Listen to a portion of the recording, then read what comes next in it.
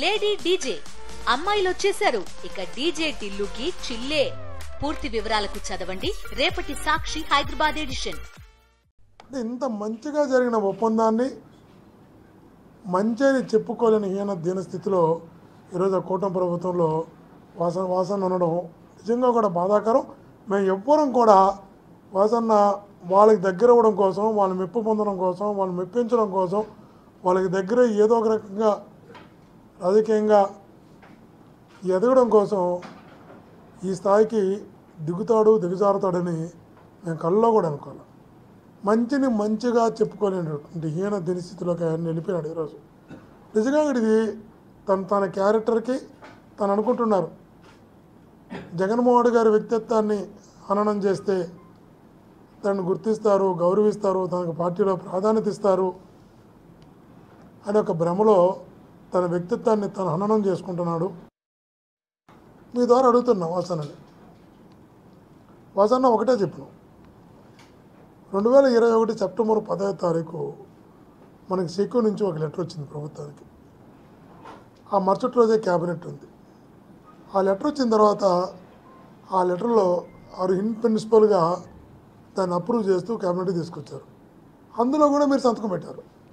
In ప్రిన్సిపల్గా September 10వ తారీఖు 2021లో వచ్చిన లెటర్లో, ఇన్ ప్రిన్సిపల్గా వచ్చిన లెటర్లో కూడా సిక్కి అంటే ఇది కేంద్ర ప్రభుత్వ తరపున వచ్చినటువంటి సంస్థది.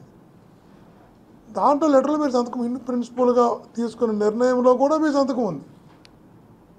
ఆ రోజుకి అప్రూవ్ కాలే క్యాబినెట్లో. మళ్ళీ దానిపైన కమిటీ వేశారు ఎనర్జీ సెక్రటరీతో కమిటీ వేసిన తర్వాత నెల రోజుల తర్వాత మళ్ళా క్యాబినెట్కి వచ్చింది. అందులో కూడా మీరు సంతకం పెట్టారు. ఇన్ ప్రిన్సిపల్గా వచ్చిన లెటర్లో సంతకం పెట్టారు. నెల తర్వాత వచ్చినటువంటి కమిటీ వేసి కమిటీలో వచ్చిన లెటర్లో కూడా మీరు సంతకం పెట్టారు.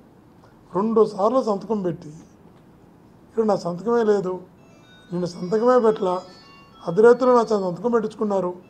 ఎలా మాట్లాడుతున్నారో అర్థం కాదు. కావాలని నువ్వు ఏ కుటుంబం వల్ల అయితే పైకి వచ్చావో, ఏ కుటుంబం అయితే నేను పైకి తీసుకురావడానికి బ్యాక్ బోన్గా నిలిచిందో ఆ కుటుంబాన్ని ఇబ్బంది పెట్టడానికి, వ్యక్తిత్వాన్ని హననం చేయడానికి ప్రయత్నం చేయడం అన్నది నాకు తెలిసి మీ క్యారెక్టర్ మీరు దిగజార్చుకుంటానన్న విషయాన్ని మటుకు ఆయన ముందు గుర్తుంచుకోవాలి. వాసన అంటున్నాడు స్వేచ్ఛ ఎక్కడుంది, నాకు స్వేచ్ఛ లేదు. ఒక్కటే మాట్లాడుతున్నావు వాసనని. జగనన్న ప్రభుత్వంలో మీకున్న స్వేచ్ఛ నిజంగా కూడా చాలా తక్కువ మంది కూడా ఉంటుంది. కాబట్టి వాసన ఒకటే చెప్తున్నాం,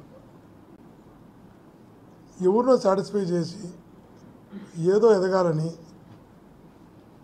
నీకు గుర్తించి గౌరవించి నేను హక్కును చేర్చుకున్న పార్టీపై బండలు వేసి అబండాలు వేసి నువ్వు లబ్ధి పొందాలనుకుంటే లాంగ్ టర్మ్లో అది ఖచ్చితంగా చెప్తున్నా నీ స్థాయిని దిగజారుస్తున్న విషయాన్ని కూడా ఎప్పుడు గుర్తుపెట్టుకోమని గట్టిగా తెలియజేస్తున్నా.